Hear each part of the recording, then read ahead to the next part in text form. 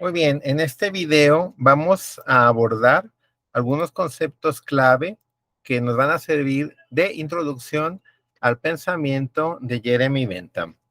En particular, nos vamos a centrar en 3 puntos importantes. 1, identificar las bases epistemológicas y ontológicas de su pensamiento. En segundo lugar, diferenciar los aspectos fáctico y normativo de su teoría. Y en tercer lugar, hacer una primera aproximación a su teoría psicológica, su teoría descriptivo-explicativa de la conducta humana, que él formula básicamente como una teoría de la motivación humana. Comenzamos con el primer punto. ¿Cuáles son las bases ontológicas y epistemológicas del pensamiento de Jeremy Bentham? En primer lugar, recordemos que Jeremy Bentham pertenece a esta tradición del pensamiento empirista británico que, bueno, pasa por John Locke, George Berkeley y de forma muy importante David Hume. Este pensamiento empirista que considera que el conocimiento deriva de la experiencia de los sentidos es una base muy importante para él. Veamos que aquí en esta cita dice: todas nuestras ideas provienen de nuestros sentidos, y la única forma de presentar cualquiera de nuestras ideas de un modo claro y determinado es ascender hasta los objetos sensibles en los cuales se originan. La ontología de Bentham. ¿Cuál es para Bentham? ¿Qué es lo que supone Bentham que existe? ¿Qué toma como existente? Primero hay que tomar en cuenta esta cita que tomamos aquí de Moreso, donde nos advierte que el mobiliario del universo benthamiano es muy ascético, o sea, está muy poco poblado. Su ontología, dice, estaría mejor representada por una playa casi desierta que por la Gran Vía Granadina en día de fiesta. Es decir, si comparamos estas dos imágenes, la de una playa desierta, por un lado, y la de una ciudad, ¿no? Repleta de gente con una festividad, repleta aquí, ¿verdad? Una ontología de este tipo, pues estaría plagada de objetos, ¿verdad? Y de seres por todos lados. No es el caso de Bentham, ¿no? Donde son muy pocas entidades a las que se les admite existencia. ¿Qué es lo que podemos admitir como existente de acuerdo con Bentham? Dice Moreso: para Bentham, el universo contiene únicamente objetos físicos e impresiones sensibles. O sea, podemos dar como existente algo solamente lo que aparece ante los datos de nuestra experiencia sensible y, en segundo lugar, los objetos físicos. Estos objetos físicos admitimos su existencia generalmente por inferencia. Los inferimos la existencia de objetos físicos a partir de los datos de la experiencia sensible. Pensaba, dice Moreso, Bentham pensaba, es cierto que nuestro lenguaje dispone de nombres para otras cosas, propiedades como la blancura, relaciones como la amistad, expresiones de obligaciones y derechos, por ejemplo. Pero estos son nombres solo de entidades ficticias. Las entidades ficticias no existen. Es decir, si hablamos, por ejemplo, de lo blanco, si digo una oración como la blancura es la más bella propiedad, en esa oración pareciera que la blancura, al usarla como un sustantivo, pareciera que me estoy refiriendo a una especie de entidad, la blancura. Para Bentham, ¿verdad? Este uso del lenguaje es tramposo porque nos revela simplemente una entidad ficticia. Hacemos como si existiera un ente llamado blancura, pero en realidad no existe ese ente llamado blancura. Hay objetos blancos. Eso sí podemos decir que hay objetos físicos, color blanco, que hay objetos que entre nuestros sentidos observamos esos objetos individuales de color blanco, pero la blancura no existe, solamente un sustantivo que induce una ficción. Entonces, este tipo de entidades no existen, ¿no? El mundo está hecho únicamente de objetos individuales y concretos, espacio-temporales y de impresiones sensibles.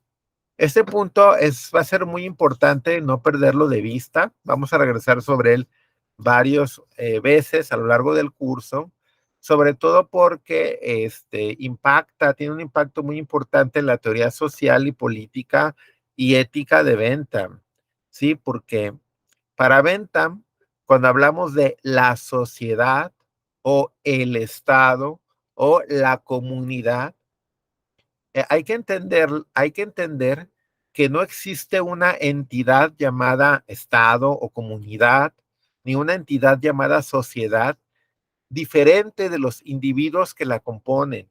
O sea, para Bentham lo que existen son los individuos. Existo yo, existe fulano, existe sutano, existen los individuos. Y la sociedad es solamente una palabra que utilizamos para hablar de la suma, del agregado de individuos, pero no es que sea un ente aparte, separados de los propios individuos. Es muy importante tomar en cuenta eso. Entonces, para Bentham es una labor muy importante de su teoría el poder identificar estas ficciones que se generan por el lenguaje. Este, los sustantivos, de acuerdo con Bentham, los podemos dividir en dos clases: nombres de entidades reales y nombres de entidades ficticias. Los nombres de entidades reales hacen referencia a percepciones, por ejemplo, algo que estoy viendo, algo que estoy tocando, un sonido que estoy escuchando, un aroma que estoy oliendo. Cada una de esta percepción es considerada como una entidad real. De hecho, es lo que tenemos, de lo que tenemos certeza de forma más inmediata, las percepciones mismas. Luego, con estas percepciones tenemos también ideas. Algunas de ellas son en forma de recuerdos, ¿verdad? Ideas de la memoria o ideas que formamos a partir de la combinación y de la comparación de otras ideas y percepciones, ¿no? Que serían las ideas que ya podríamos llamar de reflexión. También aceptamos como entidades reales los objetos individuales. Para Bentham, no, nosotros podemos afirmar que existen los objetos individuales a partir de las percepciones. Es decir, la certeza que tenemos sobre la existencia de los objetos individuales es inferida, mientras que la certeza, la existencia de las percepciones y de las ideas se nos da de forma inmediata. En cambio, la existencia de los objetos individuales la obtenemos por inferencia. Bien, entonces, estos son los entes que pueblan el universo benthamiano. Eh, Todas las demás palabras del lenguaje que hacen nombres a sustantivos o entidades van a hacer referencia a entidades ficticias. Algunas de esas entidades o esos nombres de entidades ficticias se refieren a cuestiones físicas, por ejemplo, el movimiento. Cuando digo, por ejemplo, el correr o el caer, pues no existe un ente como el correr, pero hay, ¿verdad? Individuos que corren, hay sujetos que corren, pero no el correr o el ser. Pues hay cosas que son, hay objetos que existen, ¿verdad? Pero hablar de el ser, estaríamos ahí hablando, de, por ejemplo, de una ficción ontológica, ¿no? Cuando hablamos de ficciones ontológicas, aquí estaremos hablando todas las referentes al ser y a la existencia, hablar de el ser o la existencia como algo distinto de las cosas que existen. Ahí estaremos hablando de una ficción ontológica. Entonces, los sustantivos de entidades ficticias pueden ser con aplicación física o con aplicación psíquica. En un caso estaríamos hablando de sustantivos que hacen referencia a propiedades físicas, pero que si decimos, por ejemplo, el 4 o un par, pues estamos hablando de dos objetos, ¿verdad? De un conjunto de dos objetos, no de que hablemos de una unidad separada. Una calidad, por ejemplo, un color, no existe separado de las cosas. Una forma como un triángulo.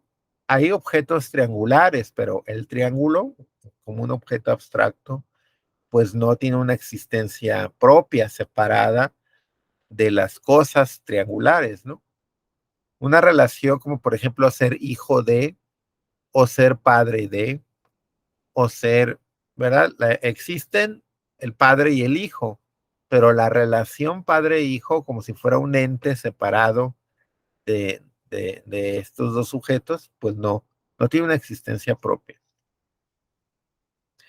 Dentro de las ficciones psíquicas, aparte de las ontológicas, tenemos las ficciones éticas, que son las que más nos van a interesar a nosotros en nuestro curso, ¿verdad? Que son todas las relacionadas con la conducta humana. Por ejemplo, cuando alguien dice, tengo un derecho, yo tengo derecho a la vida, o yo tengo derecho a la libertad de expresión, la forma en que construimos el lenguaje pareciera dar a entender que ese derecho a la libertad de expresión o a la vida es una especie de cosa o de sustancia que podemos poseer, pero en realidad eso no se trata de una ficción, porque cuando hablamos de tener un derecho, pues eso en realidad no se trata ese derecho de una especie de sustancia, ¿verdad? Sino que se trata, como vamos a ver, de eh, un margen de libertad que se da con referencia a una norma. No vamos a regresar sobre eso. Bueno, entonces para Bentham es muy importante esta crítica de las ficciones, ¿verdad? Para como contrapartida de su análisis ontológico, ¿no? Tiene ahí una serie de escritos sobre ontología, sobre análisis del lenguaje, sobre gramática, que es fundamentalmente donde podemos encontrar estas desarrollos de estas aproximaciones. Bien, un problema clave para entender este asunto de las entidades ficticias es que Bentham se da cuenta de que existe en los seres humanos una cierta tendencia a cosificar estas ficciones. Una ficción como la blancura, tendemos a pensar que fuera una especie de ente. O si yo digo, por ejemplo, la sociedad, pareciera que tendemos en vez de ver en este término una ficción, tendemos a convertirlo en una especie de sustancia, ¿no? La sociedad, el Estado, ¿verdad? La comunidad. Entonces, dada esta tendencia a substancializar o a cosificar, a hipostasiar estas ficciones, es importante hacer un análisis del lenguaje, para mantenerlos en guardia continuamente y no caer en el engaño, ¿no? De creer que estas ficciones se refieren a entidades reales, ¿no? La gente, esta es una cita del libro de Dinwiddie, dice Dinwiddie, la gente tendía a suponer que tales constructos verbales existían como objetos en sí mismos, ¿verdad? Siendo utilizados en modo poco ponderado, como si su contenido fuese claro y carente de problemas, cuando de hecho la gente tenía muy poca idea de lo que significan. Cuando utilizamos palabras como la comunidad, la sociedad, la familia, el grupo, pareciera que tenemos una idea muy clara de esas entidades, cuando en realidad son ideas muy confusas, ¿no? Que al momento de analizarlas, nos damos cuenta de que cuando hablamos, por ejemplo, de la familia, estamos hablando de un conjunto de personas individuales, ¿verdad? Una familia no es más que la suma de esas personas, ¿no? No es un ente separado, ¿no? Entonces, esta crítica de las ficciones tiene que ver con esta aclaración del significado de estos términos ficticios. Es una labor importante. Bien. Vamos ahora a al diferenciar el aspecto fáctico y el normativo en el pensamiento de Bentham. Este también es un punto clave muy importante. En términos generales, cuando hablamos del aspecto fáctico, nos estamos refiriendo a enunciados sobre hechos, es decir, enunciados que se refieren al ser. Por ejemplo, está lloviendo o la silla es azul. Estamos diciendo cómo es la silla, qué propiedad tiene la silla. Nos referimos a un hecho. Intentamos describir o explicar un hecho, ¿verdad? Decir, el calentamiento produce la dilatación de los metales, ¿no? Entonces, estamos hablando ahí de una relación de causa-efecto. O decimos, ¿verdad? La piedra, ¿verdad? Es dura, ¿no? Hablamos de una descripción de un objeto. Los enunciados que tienen esta referencia fáctica poseen un valor de verdad. Cuando yo digo la silla es azul, pues podemos decir si ese enunciado es verdadero o es falso. En cambio, los enunciados de tipo normativo, pues generalmente hacen referencia a normas, es decir, se refieren al deber ser, no dicen cómo las cosas son, sino cómo deberían ser. Cuando decimos, por ejemplo, los mexicanos deben pagar impuestos o se debe ayudar al prójimo o se debe hacer el bien y evitar el mal, todos estos enunciados hacen referencia a no a lo que es, sino a lo que debe ser. Este tipo de enunciados intenta prescribir lo que debería ser o lo que debe hacerse, es decir, no intentan describir un ser, sino prescribir lo que se debe hacer. Por eso es que las normas, pues generalmente no decimos que son verdaderas o falsas, sino si son válidas o inválidas. Una norma puede ser, si yo te digo, debes hacer tal cosa, tú puedes cuestionar si mi orden es válida o no, pero en todo caso no dirás que sea verdadera o falsa, ¿no? Dirás, no, no tengo que hacer eso porque quien me está dando la orden no está facultado para ello, no es una autoridad competente, entonces carece de validez, ¿no? Entonces por eso en vez de hablar aquí de valores de verdad, hablamos de valores como obligatorio, lo bueno, lo correcto, lo permitido, lo prohibido, etcétera, ¿no? Entonces, es un asunto muy importante no confundir el aspecto fáctico de una teoría con el aspecto normativo. En una teoría, ¿verdad? Debemos diferenciar aquellos contenidos que hacen referencia a hechos, intentan describir y explicar esos hechos por un lado, y por el otro, a sus contenidos normativos que intentan darnos pautas para determinar cómo debe ser una acción. Hay un paso lógico infranqueable, ¿verdad? Hay una imposibilidad, perdón, de de inferir enunciados normativos a partir de hechos o de inferir enunciados fácticos a partir de valores. De que algo deba ser, no podemos inferir que algo es. Y de que algo sea, no podemos inferir que así deba ser, ¿sí? Entonces, no se puede dar este salto del ser al deber ser ni viceversa. Esa imposibilidad lógica de pasar del ser al deber ser y del deber ser al ser se conoce como la ley de Hume o la guillotina de Hume, porque hay un pasaje de el Tratado de la Naturaleza Humana en donde Hume habla de esta imposibilidad. Como les puse acá abajo, se conoce como guillotina de Hume o ley de Hume a la afirmación según la cual no es posible lógicamente inferir conclusiones normativas a partir de premisas puramente fácticas, ¿sí? Bueno, hay toda la controversia sobre la cuestión de si Hume realmente dijo eso, quería decir otra cosa, pero bueno, eso no conviene tocarlo ahorita, simplemente identificar esta imposibilidad lógica de pasar de una esfera a la otra. Entonces, esta distinción entre el aspecto fáctico y el normativo la vamos a ver reflejada en el pensamiento de Jeremy Bentham.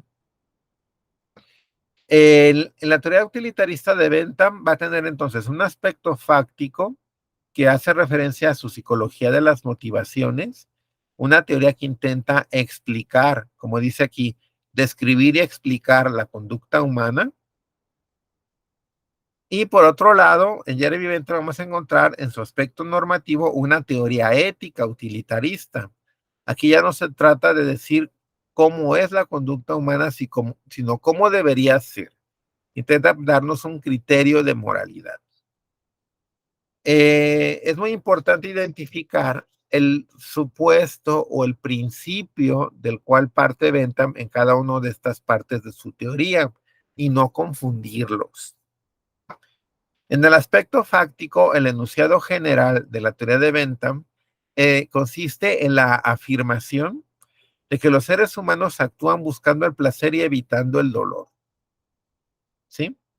Es decir, es un presupuesto fáctico que todos los seres humanos, sin excepción, actuamos buscando el placer y evitando el dolor. Todo lo que nos levantamos hasta que nos acostamos, todas nuestras acciones se van a explicar como una búsqueda de placeres y una evitación de dolores. ¿Sí? No hay forma de eludir ese principio. ¿Sí? Eso es un elemento muy, muy importante en Bentham. En cambio, en el aspecto normativo, el presupuesto es muy diferente. Acá, del lado izquierdo, Bentham se está refiriendo a cómo son los seres humanos. No nos está diciendo que debemos buscar el placer, sino que dice, en el aspecto fáctico, que de hecho buscamos el placer y evitamos el dolor. ¿Sí? Entonces no dice que debemos hacerlo, sino que lo hacemos. Pero entonces, ¿cómo debemos actuar? Según Bentham, esa es la respuesta de su teoría normativa. Dice, en la sociedad humana se deben preferir aquellos sistemas que produzcan mayor utilidad para el mayor número o mayor felicidad para la comunidad. Es decir, lo que conocemos como el principio de utilidad o principio de la mayor felicidad. ¿Sí? Entonces, ¿cómo es el ser humano? Estamos del lado izquierdo. El ser humano actúa buscando el placer, evitando el dolor. ¿Cómo debe ser la conducta humana? Pues debe medirse, es más correcta, ¿verdad? Entre más promueva la mayor utilidad para el mayor número, la mayor felicidad para la comunidad. Como ustedes pueden ver, el aspecto fáctico de la teoría de Bentham está pensada desde un punto de vista individual, mientras que en el aspecto normativo su teoría ética está pensada desde un punto de vista social. Es muy importante identificar esta diferencia, ¿sí? Porque el principio de utilidad siempre está planteado desde un punto de vista social. Cuando hablamos de la utilidad desde un punto de vista ético, estamos siempre hablando de la utilidad social, de la utilidad, de la mayor utilidad, no para mí, sino para la comunidad, ¿sí? Para la suma de los individuos que componen la comunidad de que se trate. Si estamos tomando una decisión que va a afectar a la familia, pues entonces la comunidad en ese caso es la familia. Si estamos tomando una decisión que va a afectar a toda la ciudad, pues en ese caso la comunidad será la ciudad. Si vamos a tomar una decisión que va a afectar a todo un país, pues entonces ahí la comunidad es el país, ¿sí? Adoptamos el punto de vista de la comunidad que va a ser afectada, ¿sí? Siempre cuidando de entender por comunidad la suma de los individuos que la componen. En cambio, cuando hablamos de la psicología de las motivaciones, estamos hablando de qué es lo que determina el comportamiento de cada individuo. El punto de vista es individual, ¿sí? De ahí que cuando hablamos de cómo se puede maximizar la felicidad o la utilidad de un individuo desde el punto de vista de sus motivaciones, no estamos en un terreno propiamente moral, sino en un terreno que hace referencia a la prudencia individual, es decir, al bienestar individual. Y este terreno para Bentham es propio de la deontología. La deontología para Bentham, como pueden ver aquí, no hace referencia a una moralidad de tipo kantiano, sino que la deontología, entendida también como ciencia, se ocupa de la prudencia, en el sentido de cómo logramos que cada individuo pueda elegir racionalmente aquello que le produce la mayor utilidad a él mismo. En cambio, desde el punto de vista normativo, ¿verdad? No estamos hablando de la utilidad individual, sino de la utilidad social, o hablando en nuestros términos del bienestar social.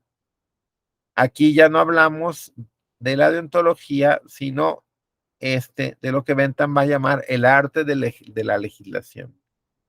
Mientras la pregunta de la deontología individual es ¿cómo podemos hacer para que cada individuo maximice su propia utilidad? El problema del arte de la legislación consiste en determinar cuáles son aquellos mecanismos que podemos implementar para hacer que se produzca la mayor felicidad para una comunidad. En eso consiste el arte de la legislación.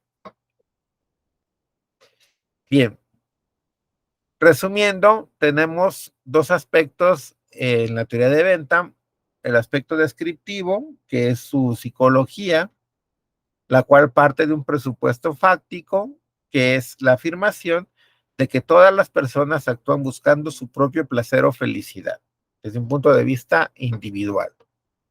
Por otro lado, tenemos su teoría normativa o su teoría ética, que parte de un presupuesto normativo, que es lo que conocemos como principio de utilidad. Cada acción debe ser juzgada como correcta o incorrecta, según en qué medida tienda a promover o perjudicar la felicidad de la comunidad. El principio de utilidad. Bien. Es importante, una vez identificados estos puntos, no confundir el utilitarismo con el hedonismo y tampoco confundir el utilitarismo con el altruismo. ¿Sí? La teoría de Bentham acepta una psicología hedonista en el aspecto fáctico, pero no es una doctrina moral hedonista. ¿Sí? La psicología de Bentham es hedonista porque admite que los seres humanos actuamos buscando el placer, pero no es una doctrina moral hedonista porque no dice que lo bueno y lo malo implica la búsqueda, la exclusiva búsqueda del placer individual. Dicen en este texto de historia del pensamiento económico de Ekelund y Hebert, se nos habla de esta distinción. Dicen estos autores: a primera vista, la doctrina de Bentham muestra un parecido con la antigua filosofía griega del hedonismo, que también sostenía que el deber moral se satisface en el disfrute de los intereses que buscan el placer. Pero el hedonismo prescribe acciones individuales y referencia a la felicidad general. Vean ustedes, el hedonismo implica la búsqueda del mejor placer para el individuo, no para la sociedad. ¿Sí? Entonces, el utilitarismo añadió al hedonismo la doctrina ética de que la conducta humana tenía que ser dirigida hacia la maximización de la felicidad del mayor número de gente. La mayor felicidad para el mayor número era la consigna de los utilitaristas, los que participaban de la filosofía de Bentham. ¿Sí? Entonces, la diferencia entre hedonismo y utilitarismo es que el hedonismo nos dice que, como se puede ver aquí en esta columna del centro, en el aspecto fáctico, el hedonismo y el utilitarismo coinciden. Ambos parten de la idea de que los seres humanos actúan buscando el placer y evitando el dolor. Donde está la diferencia entre el hedonismo y el utilitarismo es en el aspecto normativo, ya que el hedonismo sostiene que lo bueno es que cada ser humano actúe buscando el mejor placer para sí. Esto que los epicúreos llamaban el placer catastemático, ¿sí? Hay que buscar el mejor placer, aquel que tenga más duración, aquel que sea más puro, que venga con menos mezcla de dolor y de perturbación. El problema moral para los hedonistas es elegir el mejor placer individual. Pero para el utilitarismo, la teoría normativa no está centrada en el individuo, sino en la sociedad, en la suma de los individuos que componen una comunidad. En el aspecto normativo, lo que nos dice el principio de utilidad es buscar la mayor utilidad para la comunidad. Entonces, la diferencia entre hedonismo y utilitarismo está en este aspecto normativo.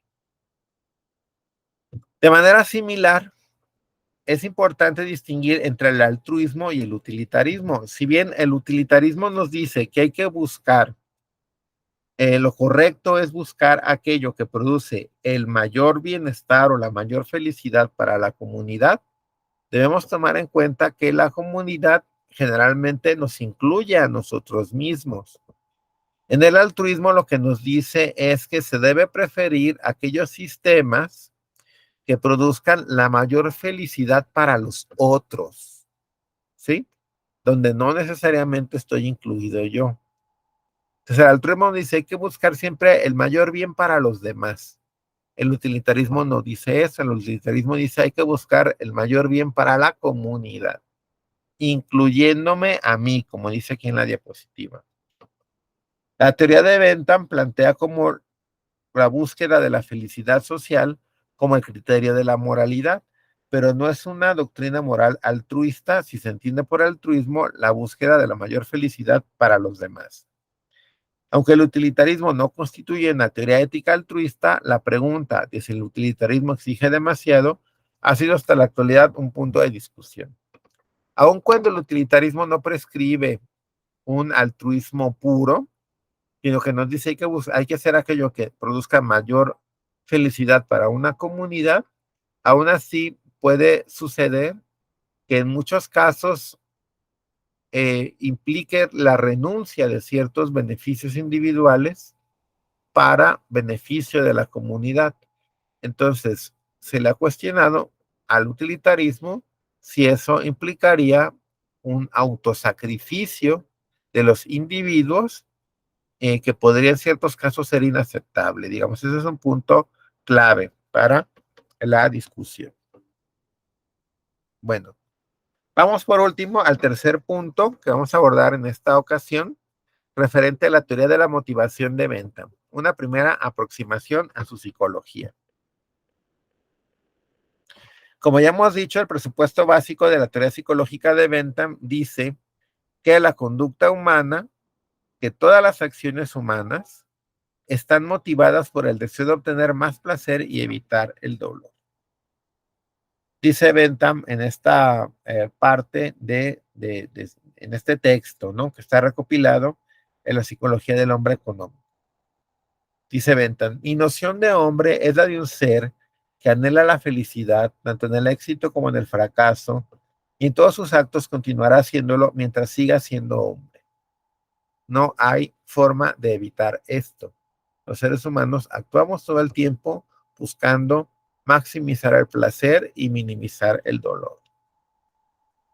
Solo que cuando hablamos de placer y dolor, hay que considerar que para Bentham se trata de muchos placeres de tipos diferentes. La palabra que utiliza para hablar de la motivación es este término springs, que son como una especie de resortes. Su teoría psicológica es una teoría de los resortes o de los motivos, aquello que determina, que nos empuja a actuar de cierto modo, ¿sí? Entonces Bentham intenta hacer una lista exhaustiva, catalogar y clasificar las motivaciones humanas y se encuentra que estas son de muchos tipos diferentes. Particularmente distingue tres grandes grupos: los motivos de tipo social, los motivos de tipo disocial y los motivos de tipo autorreferente. Las motivaciones de tipo social se dividen a su vez en la motivación puramente social y las motivaciones semisociales, como vemos aquí en el recuadro. Las motivaciones sociales, por un lado tenemos la motivación puramente social y las motivaciones de tipo semisocial. La motivación puramente social, Bentham la asocia a la buena voluntad, es decir, a la simpatía, como dice acá en esta diapositiva. El motivo puramente social son los placeres y dolores de la simpatía, es decir, los que el individuo deriva de la contemplación de la felicidad o infelicidad de los demás, sin ser influido por ninguna otra consideración con respecto a sus propios intereses autorreferentes.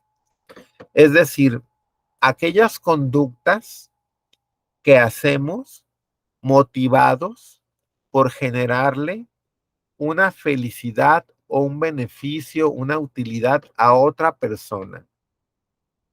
El placer que experimentamos al hacerle ese beneficio a esa otra persona es la motivación puramente social, ¿sí? Es decir, yo, por ejemplo, le ayudo a fulano a un cierto problema que está teniendo, entonces sin esperar nada a cambio de él, ¿sí? Yo no estoy esperando que él me regrese el favor ni que me dé las gracias, no espero nada de él, simplemente lo hago por el placer que yo experimento al ver que él es feliz o que obtuvo un beneficio de esa ayuda que yo le di. ¿Sí se ve? Son las motivaciones de la simpatía. Entonces, Bentham sí reconoce en su teoría que los seres humanos somos capaces de esta conducta puramente desinteresada. Aunque a final de cuentas hay un placer que experimentamos nosotros mismos, ¿no? Entonces, es muy importante diferenciar este placer puramente social, que es los placeres propios de la simpatía, y los dolores, ¿verdad? De la simpatía, el sufrimiento que yo experimento de ver que otra persona está sufriendo. Y a lo mejor alguien me dice, oye, pero pues esa persona ni es pariente tuyo, ¿por qué te sientes tú mal? Pues simplemente, ¿verdad? Experimentas dolor aunque a ti no te afecte, ¿sí? En tus intereses. Es simplemente dolores y placeres de la simpatía. Es una capacidad humana. Entonces, estas motivaciones, ¿verdad? Que nos llevan a hacer cosas por pura simpatía, son diferentes de los semisociales. Aquí se trata de cosas que hacemos motivados por obtener una buena reputación o por evitar una mala reputación. Aquellas cosas que hacemos motivados por amistad, por ganar la amistad de alguien, ¿verdad? O por no perder la amistad de alguien. Y para las personas que son creyentes en la religión, pues estarían también los motivos religiosos, aquellas cosas que hacen para quedar bien con sus deidades, ¿no? Entonces, esto le llama Bentham semicios sociales, porque se trata de cosas que hacemos, de acciones que llevamos a cabo, que benefician a los demás, pero que nos benefician fundamentalmente a nosotros mismos. Son motivos, como dice aquí en esta diapositiva, con tendencia social, están dirigidos a promover la felicidad de los demás, pero que son autorreferentes al mismo tiempo, me benefician a mí mismo. Piensen, por ejemplo, para el caso de la reputación, piensen en el médico. O sea, a mí me sirve tener reputación de ser un buen médico, sí, porque voy a tener más pacientes y voy a poder hacer de la medicina mi modo de subsistencia. Entonces, tener una buena reputación es clave, ¿verdad? Para el éxito profesional en esa profesión. Pero al mismo tiempo, si soy buen médico y tengo fama de buen médico, eso beneficia a otros, beneficia a mis pacientes, claro. Entonces se trata de cosas que hacemos para beneficiarnos a nosotros, pero que al mismo tiempo benefician a los demás. Es el mismo caso de la amistad.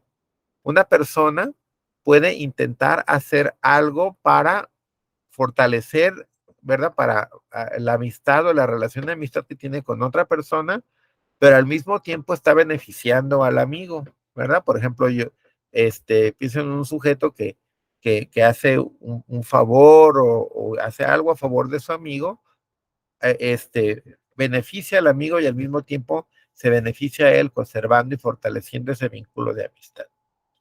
Los motivos religiosos, pues ya no se diga, también tienen este mismo esquema, porque cuando la persona, ¿verdad? Hace algo para quedar bien con la deidad, al mismo tiempo eso puede beneficiar a otros, ¿no?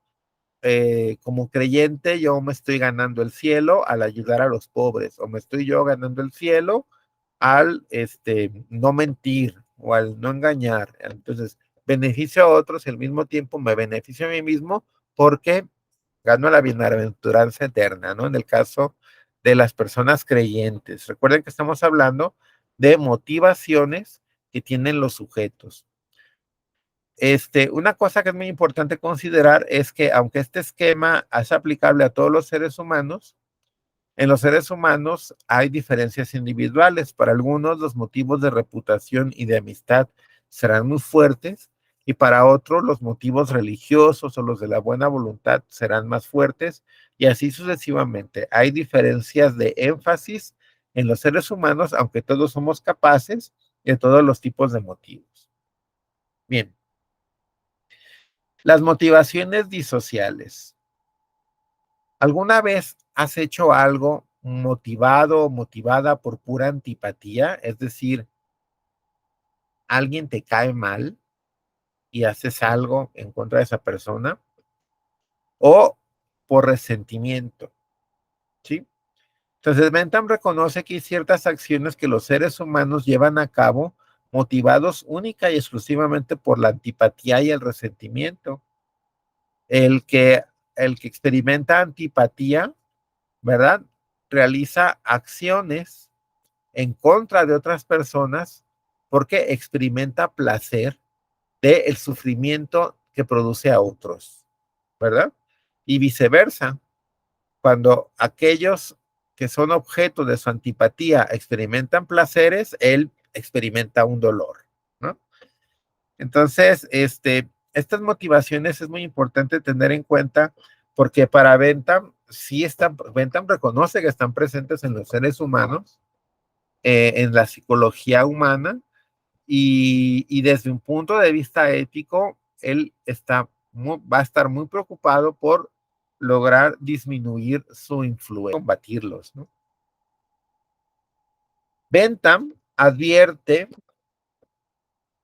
que es necesario oponernos a la tendencia a juzgar a los demás por mera antipatía, ya que eso, además de ser irracional, se convierte en un serio obstáculo para la convivencia democrática. Entonces, en este aspecto de su teoría, ¿verdad? El pensamiento de Bentham está muy ligado con los problemas de discriminación que vivimos en nuestras sociedades contemporáneas. Cuando hay un rechazo hacia otras personas, ¿verdad? Un rechazo irracional por su color de piel o por su condición económica o por lo que ustedes quieran, ¿verdad? Estos fenómenos de discriminación que se producen motivados por mera antipatía de forma irracional. Un caso que Bentham trató de forma muy congruente fue lo relativo a la homofobia. Tienen este ensayo que se conoce como ensayo contra la homofobia, que lo tienen ahí en el Classroom, y se editó hace poco este volumen de 13 ensayos sobre el homoerotismo. Lo que hace Bentham es lo siguiente. En ese momento en Inglaterra estaba penado con pena de muerte, ¿verdad? La práctica de la homosexualidad. Y entonces Bentham se preguntaba, ¿cuál es el fundamento de esta prohibición? ¿Qué argumentan aquellos que están a favor de penalizar las prácticas homosexuales? Y cuando comienza a analizar esas razones que argumentan o que quieren esgrimir los que defienden la penalización de la homosexualidad, se da cuenta de que a la luz del principio de utilidad no existe ningún fundamento. Dice Bentham, cuando se trata de una relación entre personas adultas que libremente eligen realizar esta práctica, nos podemos preguntar, ¿se producen un daño a ellos mismos? Dice Bentham, no. Al parecer no experimentan dolor, sino placer. Por eso eligen esta forma de vivir. ¿Producen un daño a otros? Pues tampoco. ¿Qué daño podrían producir a otras personas, ¿verdad? Dice, se trata, como argumentan algunos, de un delito de peligro, de que ponga en peligro de que se difunda esta práctica, dice Bentham. En todo caso, si se trata de una práctica placentera, pues se difundirá ¿verdad? El difundir un bien, ¿verdad? No puede ser considerado algo malo.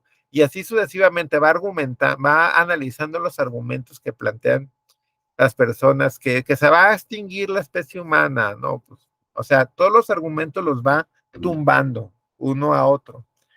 Y una vez que hace todo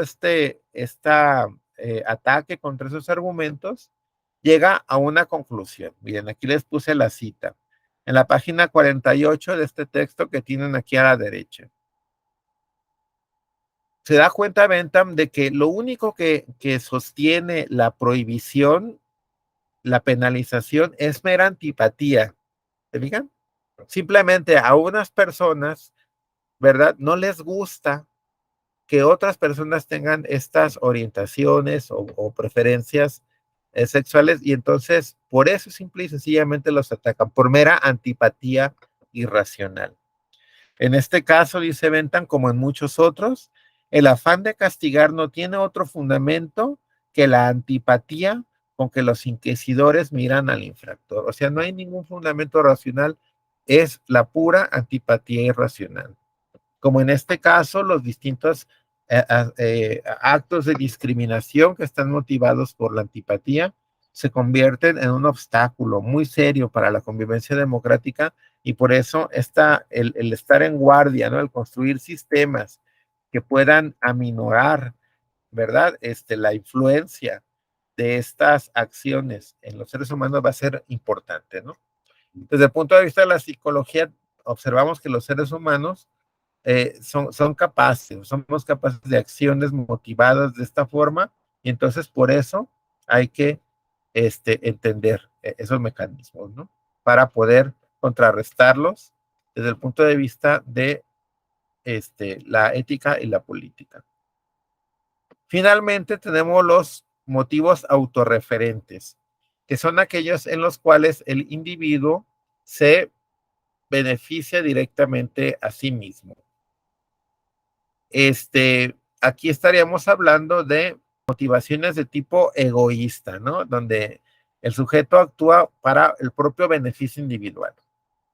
Se trata de aquellas cosas que hacemos para satisfacer nuestros placeres físicos, la comida, la bebida, la sexualidad, etcétera.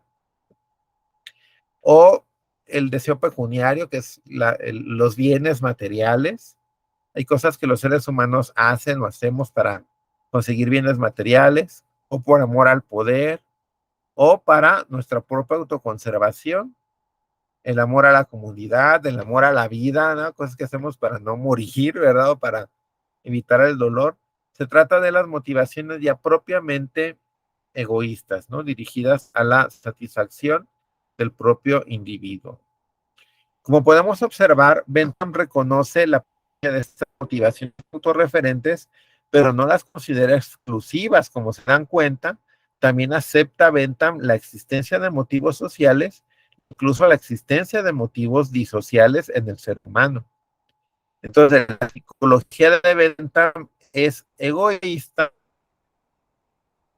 en modo alguno la posibilidad de la conducta benevolente. El comportamiento del ser humano, en la teoría de Bentham, está determinado por este sistema de motivaciones. Toda nuestra conducta, como ustedes pueden ver aquí a la derecha, todo nuestro comportamiento, todas aquellas acciones que realizamos día a día, pueden verse como el efecto de este sistema de motivaciones que es su causa, ¿sí? Las conductas que yo realizo a lo largo del día son un efecto de mis motivaciones.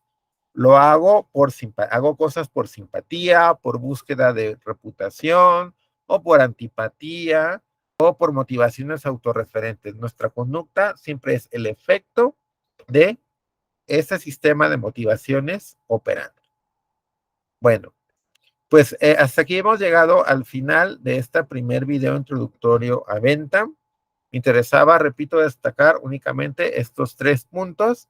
Hay muchos otros aspectos de venta que, bueno, los iremos abordando poco a poco en clase. Muchas gracias.